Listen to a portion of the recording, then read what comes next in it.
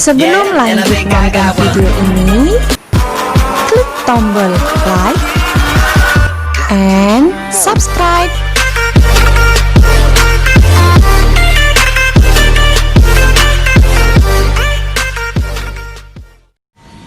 Assalamualaikum warahmatullahi wabarakatuh. Apa kabar anak-anak? Berjumpa lagi dalam pembelajaran daring yang menyenangkan. Untuk pembelajaran IPA kelas 9 hari ini yaitu tentang pembelahan sel. Silahkan kalian saksikan video berikut ini. Pernahkah kalian terluka? Bagaimana luka itu bisa tertutup? Selain itu, sel itu kok bisa ya banyak banget? Dari mana itu? Marilah kita belajar tentang pembelahan sel. Ada 3 macam pembelahan sel. Yang pertama mitosis, yang kedua meiosis, dan yang ketiga adalah amitosis. Yang pertama, mitosis. Mitosis menghasilkan 2 sel anakan yang mempunyai karakteristik identik dengan sel induknya. Fase mitosis itu yang pertama interfase, profase, metafase, anafase, dan telofase. Interfase, kromosom belum dapat dilihat.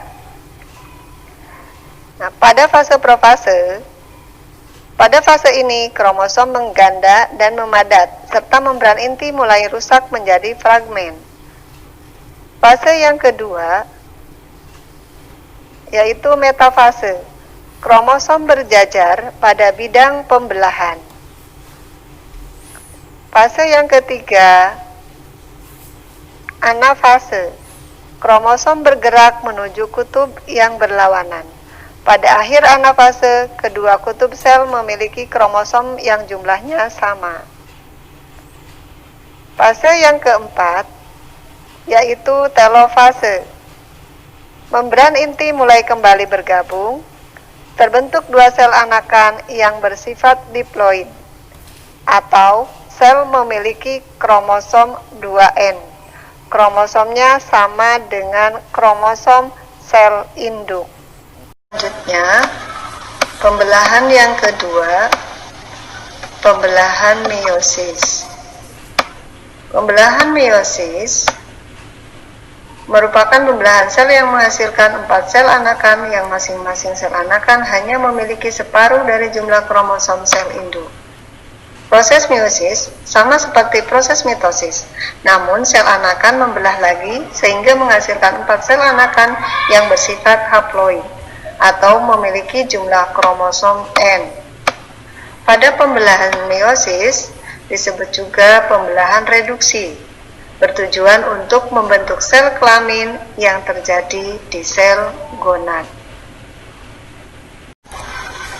Fase pembelahan meiosis terdiri dari meiosis 1 dan meiosis 2. Meiosis 1 fasenya profase 1, metafase 1, anafase 1, dan telofase 1.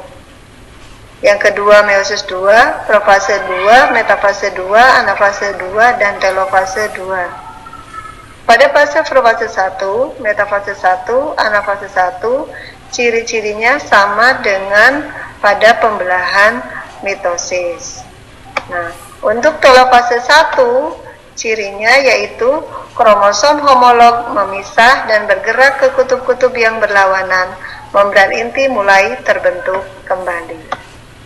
Kemudian, pada pembelahan meiosis 2, pada fase profase 2, membran inti mulai merusak menjadi bagian-bagian kecil. Yang kedua, metafase 2, kromosom berjajar pada bidang pembelahan. Yang ketiga, anafase 2, kromosom bergerak menuju kutub-kutub yang berlawanan. Dan yang keempat, telofase 2, membran inti terbentuk kembali serta terbentuk 4 sel anak yang bersifat haploid. Kemudian pembelahan sel yang ketiga yaitu amitosis. Pembelahan amitosis merupakan salah satu cara reproduksi aseksual pada organisme uniseluler seperti bakteri dan protozoa. Di sini ada gambar pembelahan bakteri. Tahap yang pertama, kromosom bakteri menempel pada membran plasma. Yang kedua, bagian DNA kromosom yang menempel mengalami replikasi. Dan yang ketiga, sel mulai membelah, kemudian terbentuk 2 sel anakan. Nah, anak-anakku, sekarang sudah tahu kan bagaimana sel dapat membelah diri? Demikian pembelajaran daring hari ini, mudah-mudahan bermanfaat. Terima kasih. Assalamualaikum warahmatullahi wabarakatuh.